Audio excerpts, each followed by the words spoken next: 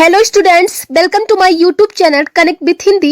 This is Shalini Tripathi and आज हम class 9th की हिंदी क्षितिज भाग 1 में काव्य खंड को स्टार्ट करने वाले। ओके, तो सबसे पहले हम कबीरदास की साखियां एवं शब्द को पढ़ेंगे। तो उसको पढ़ने से पहले हम कबीरदास जी के जीवन के विषय में कुछ चीजें जान लेते हैं। ओके, तो ऐसा माना जाता है कि कबीरदास जी का जन्म सन 1398 ईस्वी में काशी में हुआ था। ओके, इनके जन्म के विषय में एक दोहा प्रचलित है।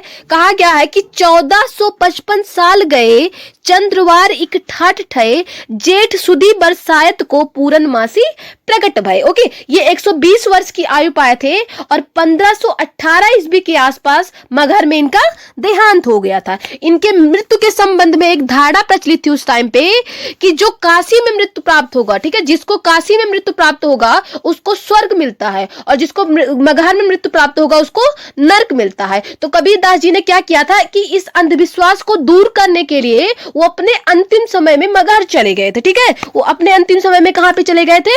मगहर चले गए थे। और इनके मृत्यु के संबंध में भी एक दोहा प्रचलित है कि संबत 1575 किए मगहर को गौन, माघ सुदी एकादशी रहो पौन में पौन। ओके, कबीरदास जी जो है निराकारी ईश्वर के उपासक थे।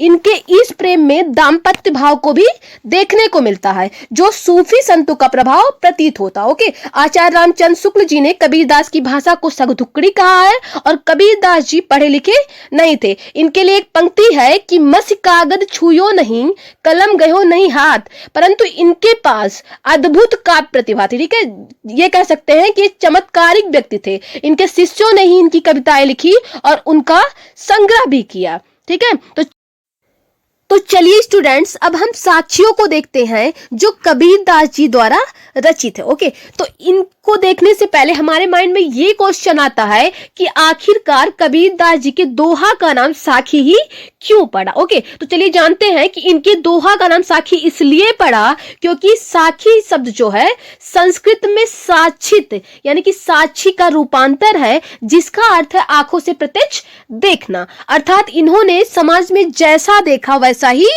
कहा। ठीक है, इन्होंने समाज में जैसा देखा वैसा ही लिखा। ओके, तो चलिए अब हम देखते हैं इनकी लाइन को। ठीक है,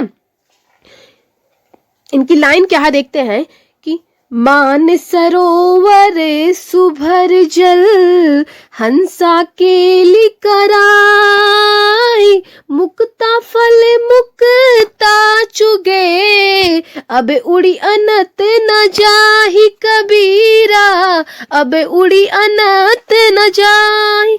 तो कबीरदास जी कहते हैं कि मान सरोवर सुभर जल, हंसा केली कराही और मुक्ता फल मुक्ता चुगे, अब उड़ी अनत न जाहि। ठीक है, तो कबीरदास जी ने मनुष्यों की तुलना हंसों से की है। ठीक है, मनुष्यों की तुलना किससे की है? हंसों से की है और कहते हैं कि जिस तरह हंस मान सरोवर में खेलते हैं और मोती चुगते हैं, उस जगह के सुख को छोड़कर कहीं नहीं जाना चाहते, उसी तरह मनुष्य भी जो है जीवन रूपी माया जाल में बंध जाता है और उसे ही सच्चाई समझने लगता है और हमेशा के लिए इसी संसार में रहना चाहता है, वो किसी और जगह पे नहीं जाना चाहता है। ठीक है, तो आपको ये लाइन समझ में आ गई? तो आगे देखते हैं क्या है कि प्रेमी ढूंढत मैं फिरो, प्रेमी मिला न कोई, प्रेमी को प्रेमी मिले, सब विषय अमृत होय कबीरा, सब विषय अमृत होय।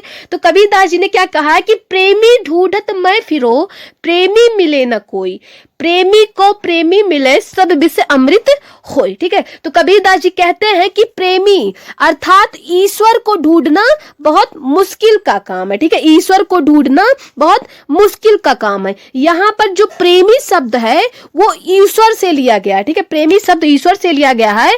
वह खुद ही कहते हैं कि मैं इस संसार में ईश्वर को ढूंढ रहा हूं लेकिन वो मुझे नहीं मिल रहे हैं। ठीक है, वो मुझे नहीं मिल रहे हैं। यहाँ पर प्रेमी रूपी भक्त सच्चे मन से भगवान की ढूंढने को कोशिश करता है, लेकिन वो भगवान जी को नहीं पाता है। कबीरदास जी बताते हैं कि प्रेमी रूपी ईश्वर मिल जाने पर उनका सारा विष अर्थात उनका सारा कष्ट अमृत यानी सुख में बदल जाएगा। और एक बार जब एक प्रेमी दूसरे प्रेमी से मिल जाता है तो संसार की सारी कड़वाहट अमृत में बदल जाती है। ठीक है, तो यहाँ पे प्रेमी शब्द का तात्पर्य ईश्वर से है। ठीक है, तो समझ में आ गया आपको। तो आगे देखते हैं हम क्या है, पंक्ति देखते हैं क्या है कि हंसती चढ़िए ज्ञान को सहज दुलीचा डारी, स्वान रूप संसार है भूखन दे झक मारी कबीरा, भूखन दे झक मारी।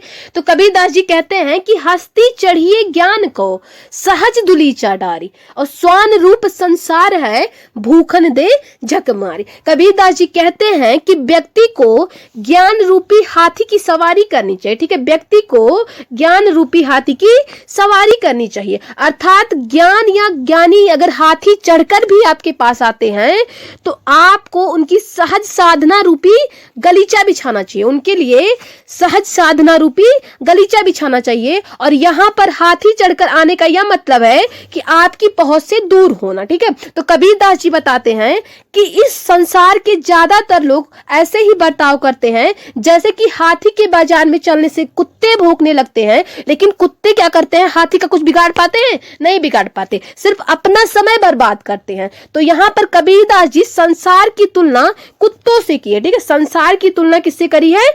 कुत्तों से करी है। और वो कहते हैं कि उसी प्रकार आप अपना समय बर्बाद मत कीजिए, बल्कि उससे जितना हो सके ज्ञान लेने का प्रयत्न कीजिए। और जो लोग आपके ऊपर अभी कुछ भी कहते हैं, कुछ भी कमेंट करते हैं, वो आपका कुछ बिगाड़ नहीं सकते। ठीक है, तो आगे हम देखेंगे। ठीक है, आगे की लाइन देखेंगे क्या है कि पखा पखी के कारण सब जग रहा भुलान, निरपक होय के हरि भजय सोई संत सुजान कबीरा, सोई संत सुजान। तो कबीरदास जी कहते हैं कि पखा पखी के कारणे सब जग रहा भुलान और निरपक होय के हरि भजय सोई संत सुजान। संत कबीरदास जी कहते हैं कि पक्ष विपक्ष के कारण सारा संसार आपस में लड़ रहा है। ठीक है, आप खुद ही देख रहे हो कि पक्ष विपक्ष के कारण सारा संसार आपस में लड़ रहा है, एक विचार या दूसरे विचार पर, या एक धर्म दूसरे धर्म के चक्कर में दुनिया भूल भुलैया के चक्कर में पड़ गई थी। पूरी दुनिया एकदम भूल भुलैया के चक्कर में पड़ गई है और प्रभु को ही भूल गई है। तो कबीरदास जी बताते हैं कि जो मनुष्य इन सब झंझट से पड़े, ठीक है, इन सब झंझट में पड़े, वो उसका जीवन व्यर्थ है, उसका जीवन किसी काम का नहीं है। तो अगर आप इन सब झंझट में पड़े बिना निष्पक्ष होकर ईश्वर की पूजा करते हैं तो वही सही ज्ञान पाता है और वही अर्थों में मनुष्य है, बाकी सब तो दुनियादारी है। ठीक है, तो ये लाइन आपको समझ में आ गई ना। तो आगे हम देखेंगे कबीरदास की लाइन को कि हिंदू मुआ राम कही मुसलमान खुदाई, कह कबीर सो जीवता जो दुह के निकटी न जाए कबीरा, दुह के निकटी न जाए। तो कबीरदास जी कहते हैं कि हिंदू मुआ राम कही मुसलमान खुदाई और कह कबीर सो जीवता जो दुह के निकट न जाए।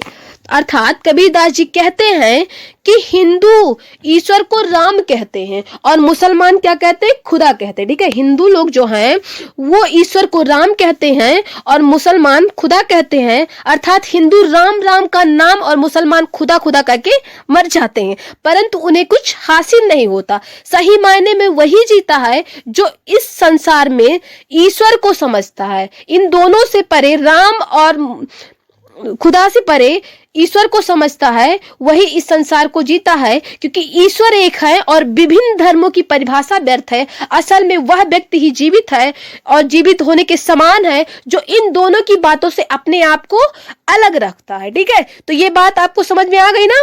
तो आगे की लाइन हम देखेंगे क्या है कि काबा फिर काशी भया, राम ही भया रहीम। मोट चून मैदान भया, बैठी कबीरा जीम कबीरा, बैठी कबीरा जीम।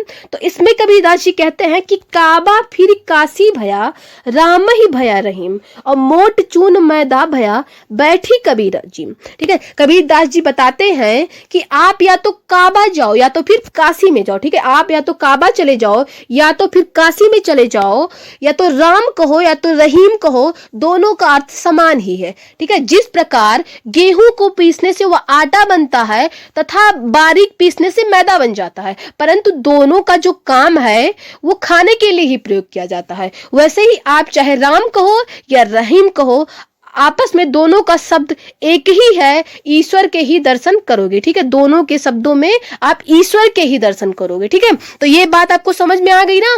तो आगे की लाइन देखेंगे हम कि ऊंचे कुल का जन्मिया, जे करनी ऊंच न होय, सुबरन कलश सुरा भरा, साधु निंदा सोई कबीरा, साधु निंदा सोई। तो कबीरदास जी कहते हैं कि ऊंचे कुल का जन्मिया, जे करनी ऊंच न होई, और सुबरन कलश सुरा भरा, साधु निंदा सोई। ठीक है, अर्थात कबीरदास जी कहते हैं कि उच्च कुल में जन्म लेने से कुछ नहीं होता। ठीक है, आप चाहे जितने ही ऊंचे कुल में जन्म ले लो, लेकिन उससे कुछ नहीं होता है, क्योंकि उसके कर्म मायने रखते हैं। अगर कोई मनुष्य ऊंचा कुल में जन्म भी ले लिया है, उसके बाद भी वह बुरा काम करता है, तो उसके कुल को अनदेखा कर दिया जाता है। ठीक उसी प्रकार जिस तरह सोने की कलश में रखी शराब भी शराब कहलाती है। ठीक है, तो ये लाइन आपको समझ में आ गई। ठीक है, तो अब हम वीडियो को एंड करते हैं। Thank you.